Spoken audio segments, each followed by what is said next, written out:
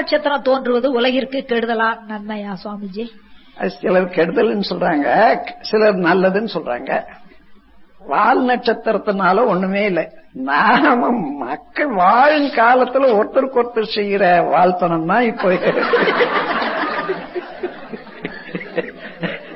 துன்பத்துக்கு காரணமாக தவிர இந்த வால் நட்சத்திரம் ஒண்ணும் செய்யலை.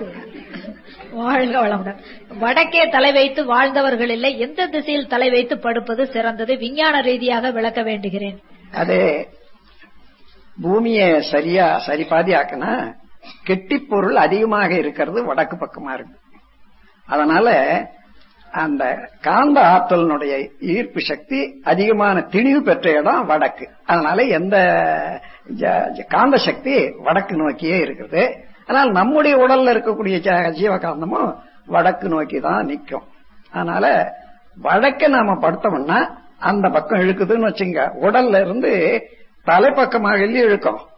தலைப்பக்கமாக இழுக்கிறது மூளைக்கு அவ்வளவு நல்லதல்ல. ஏன்னா நாம் நின்று கொண்டே நடந்து கொண்டிருக்கிற போது இத கீழ்ப்பக்கம் தாங்கி இருக்கிறது, அதாவது வெயிட் அந்த மாதிரி பழகி போயிருக்குது. அதனால கால் பக்கம் வடக்காகவும் தலைப்பக்கம் தெற்காகவும் கருதுவது விஞ்ஞானத்துல இல்ல, விஞ்ஞானிகளுடைய கருத்து கூட. ஆகையினால அத வடக்கு பக்கம் வச்சா அந்த இழுவ சக்தி, அதாவது நஷ்டம், தெற்கு பக்கம் வச்சா அது லாபம் என்பதை கண்டுபிடிச்சாங்க. முட்டை சைவமா அசைவமா விளக்க வேண்டுகிறோம்.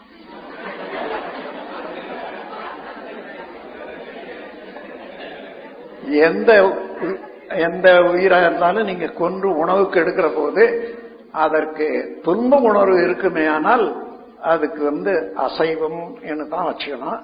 துன்ப உணர்வு இல்ல, துன்பம் ஏற்படல, அது சைவம் தான். முட்டைகள்லாம் இன்னும் துன்பம் வரல, அதுக்கு அது ஜீவனுடைய ஓட்டம் அதன் பிறகுதான் துன்பம் உண்டாக்கு. அதுக்கு முன்னாடியே தான் நீங்க க்ளோஸ் பண்ணிடுறீங்க.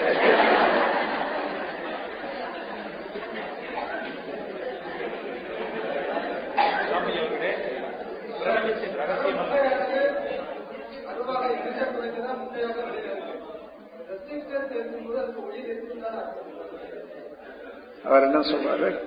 அதாவது அதுக்குள்ள உயிர்த்தன்மை அடங்கி இருக்கிறதுனால உயிர்த்தன்மை அடங்கியது வேற, உயிர்த்தன்மை சிறப்படைகிறது, அதாவது இன்பமாகவோ துன்பமாகவோ உணரக்கூடிய தன்மை வேற. அது வந்தாதான் அதை கொல்லக்கூடாதுன்னு சொல்லுங்க. சுவாமிஜி, ஆண் பெண்ணுக்கு இடையில் உண்டாகும் காதல் திருமணங்களை பற்றிய தங்களுடைய அபிப்பிராயம் என்ன? இத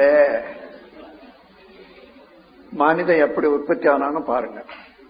தகப்பனிட ஒரு கழிவை தாயார் ஏற்று தன் கழிவை அதனுடனே சேர்த்து மிக புனிதமென இந்த உடலை ஈந்தாள். மீண்டும் அவள் உடல் கழிவை பாலாய் உண்டோம். சுகப்பிணைப்பின் அடையாளமான இந்த சுக்கிலம் சோனிதம் சேர்ந்து உருவாய் வந்த முகப்பினையே முன் நினைவால் நாடுவதே மோகமாகும். இயற்கை எப்படி வந்தமோ அந்த இடத்திலேயே நினைவு போகுது, அவ்வளவுதான். அது ஒரு சித்தர் தெளிவாக சொல்றாரு, நானாயிலும் மறைச்சு சொல்றேன். அவர் என்ன சொல்றாரு? பிறந்த இடம் தேடுதே பேதை மட நெஞ்சம், கறந்த இடம் நாடுதே கண்.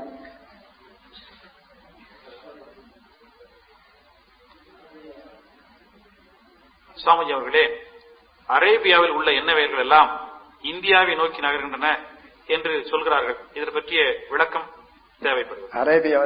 அரேபியாவில் உள்ள எண்ணெய் வயல்கள் அது இந்தியாவை நோக்கி நகர்ந்து கொண்டிருக்கின்றன என்று கருத்து சொல்கிறார்கள். இது உண்மையா என்று விளக்க வேண்டும். இன்னும் வரவேற்கிறதுக்கு தயாரா இருங்க.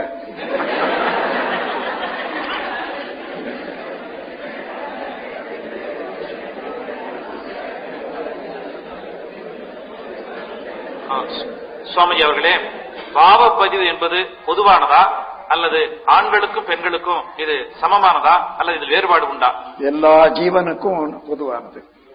செயல்கள் எல்லாம் ஜீவகாந்த அலையினால சுருக்கப்பட்டு அதாவது கருமையத்துல சுருக்கி வைக்கப்பட்டதுதான் பாவப்பதிவுகள் அல்லது புண்ணிய பதிவுகள்.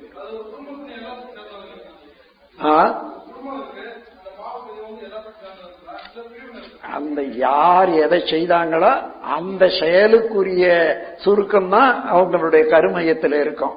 ஆனா அதுல இருந்து உற்பத்தி ஆகக்கூடிய குழந்தைகளுக்கும் அது வறுமை இல்லை. அதனால அந்த குடும்பத்தை பாதிக்குது.